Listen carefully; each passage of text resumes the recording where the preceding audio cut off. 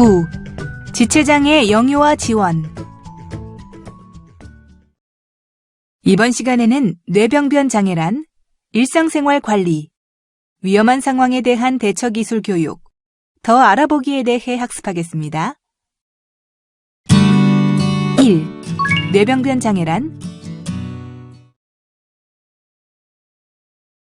장애인복지법의 뇌병변 장애인의 정의는 뇌성마비, 외상성 뇌손상, 뇌졸중 등 뇌 기질적 병변으로 인하여 발생한 신체적 장애로 보행이나 일상생활의 동작 등에 상당한 제약을 받는 사람입니다.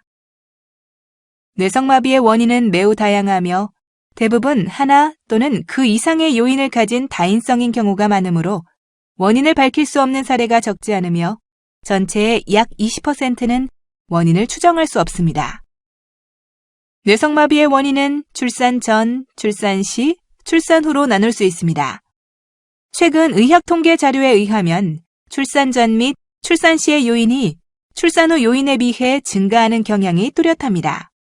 출산 전 원인에는 모체의 감염, 대사성 질환, 방사선 조사, 약물 중독, 탯줄이나 태반의 이상, 핵, 황달 등이 있고 출산 시 원인으로는 조산, 비정상 분만, 특히 난산 등의 기계적 요인, 기도 폐색, 호흡 마비 등에 기인한 신생아 질식 상태 등이 있으며 출산 후 원인으로는 감염, 고열성 질환, 뇌종양, 무산소증, 약물 중독, 황달, 두부 외상에 의한 뇌신경 장애 등이 있습니다. 현재의 의학적 기술로 원인 추정이 불가능한 경우라면 혹시 내가 임신 중에 약을 잘못 먹었던 걸까? 등 막연한 원인 추정으로 시간을 낭비하지 않으시면 좋겠습니다. 원인 규명은 의료 전문가에게 맡기고 영유아기에 간과해서는 안 될 교육, 치료, 복지 등의 문제에 주목하시길 권장합니다. 뇌병변 장애를 의심할 수 있는 흔한 증상은 다음과 같습니다. 젖이나 우유병을 잘 빨지 못하고 머리나 목을 가누지 못하는 경우, 기저귀를 갈아줄 때 다리를 벌리기 어려우며 이상한 자세를 취합니다. 팔다리가 뻣뻣하거나 늘어지고 눈동자 움직임이 별로 없거나 잘 놀라고 주변 환경에 관심이 적습니다. 손으로 물건을 잡지 못하고 만 2세가 지나도 한쪽 손만 사용하며 엄지가 손바닥에 들어가 있습니다. 이와 같은 증상이 보이는 경우 소아과 또는 재활의학과 병원에서 진찰을 받는 것이 중요합니다. 양육자가 알아채기 힘든 경우도 있으므로 임신 주수를 채우지 못했거나 출생 후 인큐베이터 안에 오래 있었던 영유아는 발달 상황 체크 등에 정기적으로 진찰을 받는 것을 권장합니다. 2. 일상생활 관리. 잘못된 자세는 관절의 변형 및 호흡, 근육의 움직임에 영향을 미치므로 가능한 바른 자세를 경험하게 합니다. 누운 자세에서 머리와 어깨를 뒤로 젖혀져 있다면 목을 부드럽게 들려주면서 어깨가 자연스럽게 내려올 수 있도록 합니다. 이렇게 잡아주면 뒤로 뻗치는 행동이 감소됩니다. 구부정하게 앉아있는 영유아의 자세를 바로잡아주는 방법은 영유아의 팔꿈치와 팔 위쪽을 잡고 바깥 방향으로 부드럽게 돌리면서 옆으로 벌리면 상체가 펴집니다. 경직이 심한 영유아의 다리를 벌리고 구부리는 방법은 영유아의 무릎을 잡고 부드럽게 벌리면 다리를 쉽게 구부릴 수 있고 또는 다리를 벌릴 때는 무릎 위를 손으로 부드럽게 누르면서 잡고 다리를 바깥으로 돌리면 다리를 쉽게 벌릴 수 있습니다. 경직이 심한 영유아의 엎드린 자세에서 머리 들기를 돕는 방법은 영유아의 머리와 상체를 들도록 하려면 손으로 턱을 잡아 머리를 들 수 있도록 도와줍니다. 수건을 말아서 영유아의 겨드랑이 밑에 넣어주면 머리를 들기 쉬워지는데 이때 반드시 영유아의 몸을 충분히 편 상태에서 수건을 넣고 엉덩이를 부드럽게 눌러주어 엉덩관절을 펴주어야 합니다. 경직이 심한 영유아를 안아서 이동하고 내려놓는 방법은 내려놓을 때 엉덩이를 구부리고 몸을 살짝 앞으로 숙여주면 뒤로 뻗치는 양상이 줄어듭니다. 앉아있을 때 무릎을 잡고 다리를 바깥쪽으로 부드럽게 돌려주면 쉽게 다리를 펼 수 있습니다. 경직이 심한 영유아를 바르게 서 있도록 돕는 방법은 팔꿈치를 잡고 안쪽에서 바깥쪽으로 돌려 어깨 뒤쪽으로 뻗어주면 상체와 다리를 펴는 데 효과적입니다. 목욕은 뇌성마비 영유아의 경직을 이완시켜 움직임을 촉진시킬 뿐만 아니라 양육자와의 친밀감을 형성합니다. 목욕은 밤보다는 낮에 시키는 것이 적절하며 움직임과 놀이가 함께 이루어지도록 합니다. 혼자서 씻는 것을 가르칠 때는 처음에는 손을 씻고 닦는 것부터 시작하여 얼굴 씻기 순으로 연습합니다. 머리나 몸의 위치를 바꿀 때 팔을 나비처럼 펼쳤다 오므리는 모로 반사가 심하게 나타날 경우 엎드린 상태로 목욕을 시킵니다. 아이가 혼자 목욕을 할 수 있는 시기가 되었는데 혼자 욕조에 들어가지 못하는 경우 욕조와 같은 높이의 보조대를 이용합니다. 대소변 지도 시 재촉하거나 강요하기보다는 편안한 상태에서 격려와 칭찬을 하는 방법이 효과적이며 가정에서 일정한 간격으로 변기에 앉게 하여 규칙적인 일과처럼 습관화합니다.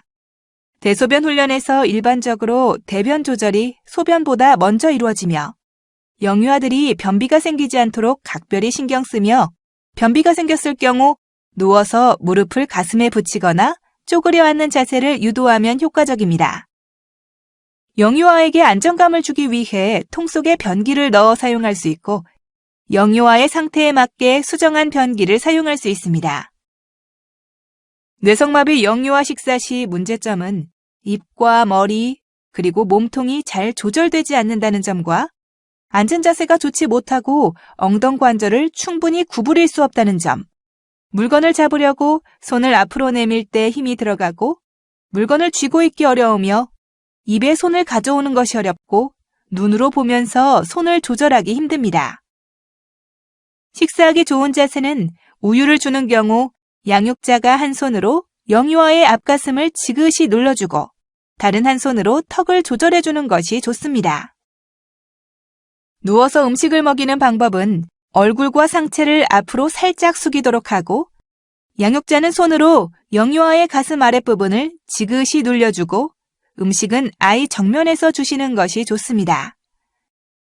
양육자 다리 위에서 음식을 먹이는 방법은 영유아의 몸을 바른 자세로 유지하면서 식사를 지도하면 음식을 더 쉽게 삼킬 수 있습니다. 뇌성마비 영유아들은 입을 움직이기 어렵기 때문에 식사 시 양육자가 손으로 머리와 턱을 받쳐주어서 입의 움직임을 조절해 줄 수 있습니다. 그 외 식사 지도 방법을 살펴보겠습니다.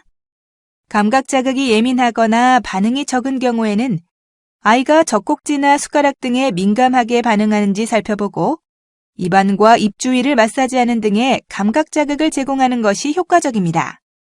씹는 것을 가르치기 위해서 고기 조각이나 빵 조각을 손으로 입의 옆에서 치아 사이에 넣어주고 턱 조절을 하여 입을 다물게 한 다음 입안에 있는 음식물의 한쪽을 입 밖에서 약간 잡아당겨서 자극을 줄 수 있습니다.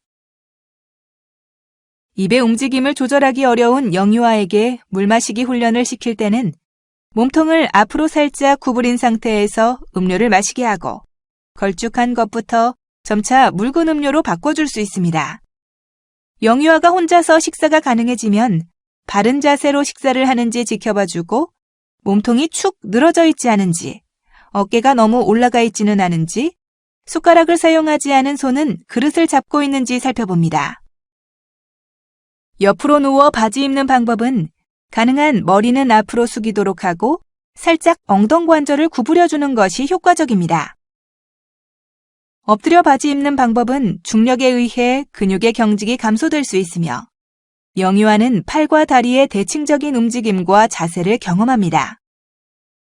앉은 자세로 바지 입는 방법은 영유아가 앉혀서 옷을 입는 자세로 앉았을 때 균형 잡기가 어려운 영유아는 양육자가 뒤에서 보조해주는 것이 좋습니다. 바로 누워 바지 입는 방법은 다리의 경직을 감소시키기 위해서는 엉덩이와 무릎의 관절을 굽히고 몸통을 약간 회전시키는 것이 효과적입니다. 경직이 심한 영유아를 들어 올리는 방법은 엉덩이와 무릎을 살짝 구부리고 팔은 앞으로 오게 해서 들어 올리는 것이 좋습니다. 경직이 심한 영유아를 안고 이동하는 방법은 엉덩 관절은 구부리고 다리를 벌려주는 것이 좋으며 영유아가 바깥쪽을 향하도록 앉고 이동할 때는 그림과 같이 안아주는 것이 좋습니다. 3. 위험한 상황에 대한 대처 기술 교육. 영유아 시기는 위험한 상황을 파악하고 상황에 맞는 대처 능력을 습득하기 위해 지속적인 지도가 필요한 시기입니다. 특히 뇌병변장애 영유아들은 신체를 움직이고 조절하는 데 어려움이 있기 때문에 이러한 지도가 더욱 면밀히 이루어져야 합니다. 질식을 예방하기 위해서는 잠자리에 너무 푹신한 매트리스나 쿠션 제거하기, 수유하면서 재우지 않기, 작은 크기의 물건이나 비닐 제거하기, 목과 머리를 바르게 가누도록 돕기, 버티칼이나 커튼줄 영유아에게 닿지 않게 묶기, 방울토마토, 포도, 떡 등은 잘게 잘라 제공해주세요. 추락, 넘어짐을 예방하기 위해서는 놀이기구, 침대, 의자에 보호대하기, 바닥에 카펫 깔기, 계단에 안전바 설치하기, 창문 아래에 낮은 가구 배치하지 않기, 방충망에 기대지 않도록 하기, 바닥에 물기를 제거하고 미끄럼 방지 처리를 해주세요. 화상을 예방하기 위해서는 다리미, 난로, 전기밥솥 등의 전열기구를 영유아에게 닿지 않게 두기, 가스레인지, 오븐 등의 조리시설 관리하기, 정수기 온수를 잠그고 수도 온수 레버 등의 온수 관리하기, 식탁보 씌우지 않기를 꼭 지켜주세요. 잘림, 배임, 긁힘을 예방하기 위해서는 위험한 생활용품 관리하기, 뾰족한 모서리를 부드러운 것으로 감싸기, 책상, 식탁, 휠체어 등의 날카로운 부분 점검하기를 꼭 지켜주세요. 부딪힘, 끼임을 예방하기 위해서는 문을 완전히 열거나 닫아두기, 문 닫힘 안전 쿠션 부착하기, 턱 제거하거나 눈에 띄는 색으로 표시하기, 이동이 잦은 곳에 물건 치우기, 휠체어를 사용하는 경우 넓은 공간을 확보하기를 꼭 지켜주세요. 위험한 상황에 대처하기 위해 첫째, 안전한 환경을 마련해주세요. 양육자들은 일상생활 공간에서 위험 요소를 제거하고 안전한 환경을 마련해 주어야 합니다. 이때 양육자들은 영유아가 앉거나 줍거나 선 높이에서 위험한 요소가 없는지 유심히 살펴볼 필요가 있습니다. 둘째, 바람직한 행동의 모델을 보여주세요. 횡단보도 규칙 지키기, 가위 안전하게 사용하고 보관하기, 안전용품 착용하기 등에서 양육자가 모범이 되어야 합니다.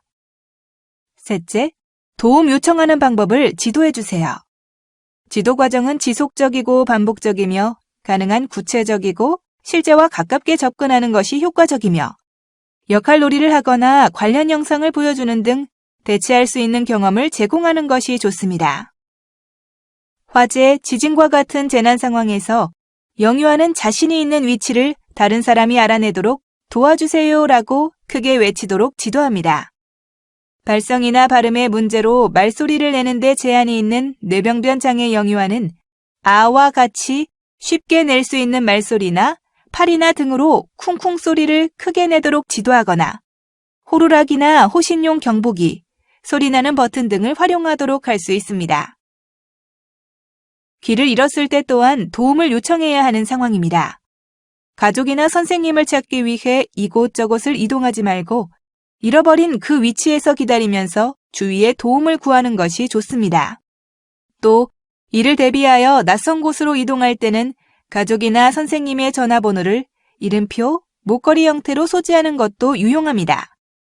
하지만 영유아들은 자신의 이름을 부르며 접근하는 외부인에게 현혹당할 수 있기 때문에 가방이나 휠체어 등의 이름을 크게 쓰는 일은 삼가야 합니다.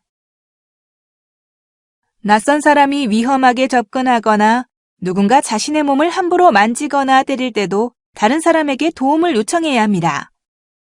이러한 상황은 상대방의 요구를 들어주지 않아도 나쁜 행동이 아니라는 것을 영유아에게 알려주고 싫어요라고 거절의 의사를 밝힌 후 다른 사람이 있는 곳으로 이동하도록 합니다.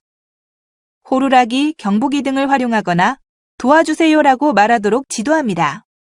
그리고 이러한 사실을 가족이나 선생님에게 반드시 알리도록 지도하여 추후에 이러한 문제가 다시 발생하지 않도록 해야 합니다. 4. 더 알아보기. 경기를 하기 전에 특별한 증상이 있나요? 전두엽, 두정엽, 그리고 후두엽 뇌전증의 경우 전조 증상 파악이 어렵지만 양육자 등의 관찰 및 경험을 바탕으로 예측할 수도 있습니다. 한편 축두엽 뇌전증의 경우는 발작 이전에 다음과 같은 전조 증상을 경험한다고 보고하고 있습니다. 복부로부터 뭔가 치밀어 오르는 느낌, 갑작스러운 공포감, 이상한 냄새, 갑작스러운 기분 변화, 데자뷰 현상, 환청, 어지러움 등 발작 이전의 전조 증상을 파악하는 것은 위험에 대처하기 위한 매우 좋은 방법입니다. 근육이 딱딱해지는 강직이 생기지 않게 하려면 어떤 자세가 좋은가요? 강직은 빠르고 갑작스러운 움직임에 의해 발생됩니다. 영유아를 바로 누운 상태에서 갑자기 바로 앉히면 골반과 무릎이 펴지면서 강직이 심해집니다. 옆으로 눕혀서 엉덩이와 무릎을 구부리면서 몸통 회전을 유도하면서 앉도록 하면 강직이 감소합니다. 앉은 자세에서는 엉덩관절, 무릎관절, 발목관절은 90도로 구부리고 상체는 약간 숙이는 것이 좋습니다. 책상의 높이는 팔꿈치를 구부렸을 때보다 조금 낮게 해야 앉았을 때 어깨가 올라가는 것을 예방할 수 있습니다. 유치원이나 어린이집에 보내는 것보다 치료에 더 집중하는 것이 좋을까요? 뇌병변장애 영유아들에게는 교육과 치료가 모두 필요합니다. 교육기관에서는 선생님과 또래 친구들을 만나서 함께 놀이하고 학습하면서 함께 생활하는 방법을 배웁니다. 또 우리나라에서는 영아들을 위해 표준 보육과정을, 유아들을 위해 누리과정을 마련하여 기본 생활 습관과 함께 신체 운동, 건강, 의사소통, 사회관계, 예술경험, 자연탐구 영역에서 전인적 발달을 돕는 교육을 하고 있습니다. 한편 병원과 치료실에서 제공하고 있는 치료 서비스는 각 영유아의 현 상태를 고려한 개별적인 치료를 집중적으로 제공합니다. 뇌병변장애 영유아들은 물리치료, 작업치료, 언어치료 등을 통해 장애 개선에 도움이 되는 치료를 반복적으로 받을 수 있습니다. 특히 교육기관에 들어가기 전에는 좀 더 치료에 집중하여 어린이집 생활에 필요한 기본적인 자세와 움직임을 준비하는 과정이 필요합니다. 어린이집이나 학교에 들어갈 시기가 되었다면 치료에 집중했던 시간들을 교육기관으로 할애할 필요가 있습니다. 병원에서 언어치료를 받는 것은 언제부터 시작하면 좋을까요? 병원 선택할 때 유의해야 할 점은 무엇인가요? 호흡, 체온 등 항상성 유지에 어려움이 없이 의학적 상태가 안정화되어 있다면 언어치료 시작은 빠르면 빠를수록 좋습니다. 의사소통의 문제는 보통 사회적, 정서적, 인지적 문제와 관련이 깊기 때문에 조기에 언어치료를 받는 것이 중요합니다. 뇌병변 장애라고 해서 중도 및 중복 장애라고 해서 다르지 않습니다. 병원을 선택할 때에는 뇌병변 장애, 특히 뇌성마비 영유아의 경우 다양한 팀 접근이 필요하므로 물리치료, 작업치료 등 다양한 영역의 치료팀이 유기적으로 운영되고 있는 곳을 선택하는 것이 좋습니다. 아이가 컵으로 물을 마시지 못하는데 계속 젖병으로 먹여도 될까요? 젖병을 지속적으로 사용하는 것은 좋지 않습니다. 영유아가 빨대를 사용하지 못하거나 컵으로 마시지 못하는 경우 양육자들은 아이가 한 모금이라도 더 마시도록 하기 위해 젖병을 사용하곤 합니다. 그렇지만 이러한 방법으로 음료를 지속적으로 마시다 보면 혀나 턱의 정상적인 움직임을 배울 기회가 점차 줄어들고 나이에 맞는 식습관을 가지기 어렵습니다. 물론 영유아가 왜 컵으로 마시지 못하는지에 대한 문제점을 파악하는 것이 필요합니다. 젖병을 사용하는 것보다는 전문가와 유기적으로 상의하면서 근본적인 원인을 규명하고 치료하기 위해 노력하는 것과 동시에 영유아의 기능 수준에 적합한 다양한 컵의 사용을 시도해보는 것도 좋은 방안이라고 생각합니다. 오늘 학습의 주요 내용을 정리해보겠습니다. 뇌병변 장애의 원인을 추정할 수 없는 경우라도 영유아기에 간과해서는 안 될 교육, 치료, 복지 등의 문제에 주목하시길 권장합니다. 뇌병변 장애의 원인과 의심 징후를 살펴보기 위해 정기적으로 진찰을 받는 것을 권장합니다. 뇌병변장애 영유아의 자세 조절과 유지, 목욕, 대소변 훈련, 식사 및 영양관리, 옷 입기, 이동관리에 대한 세밀한 지도가 필요합니다. 영유아 시기에 위험한 상황을 파악하고 상황에 맞는 대처 능력을 길러주세요. 이것으로 학습을 마치겠습니다. 여러분 수고하셨습니다.